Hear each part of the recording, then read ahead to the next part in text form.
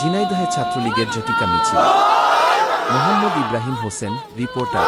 ঝিনাইদহে আন্তর্জাতিক অপরাধ ট্রাইব্যুনাল ও সরকারের বিরুদ্ধে স্লোগান দিয়ে ঝটিকা বিক্ষোভ মিছিল করেছে ছাত্রলীগ।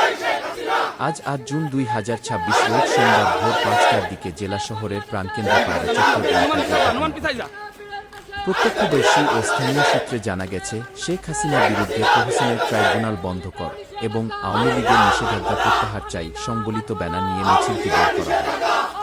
জেলা ছাত্রলীগের সাধারণ সম্পাদক আল ইমরানের নেতৃত্বে মিছিলটি প্রায় ১০ মিনিট স্থায়ী হয়। সকালে মিছিলের একটি ভিডিও সামাজিক যোগাযোগ মাধ্যম ফেসবুকে ছড়িয়ে পড়ে।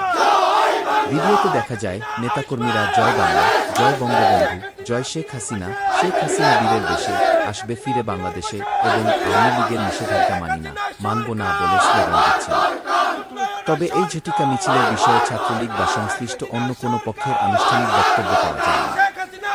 এ বিষয়ে ঝিনাইদহের অতিরিক্ত পুলিশ সুপার, প্রশাসন ও অর্থ বিল্লাল হোসেন বলেন, ভোরের দিকে শহরের পায়রা চত্বরে নিষিদ্ধ ছাত্রলীগের একটি মিছিলের খবর আমরা পেয়েছি।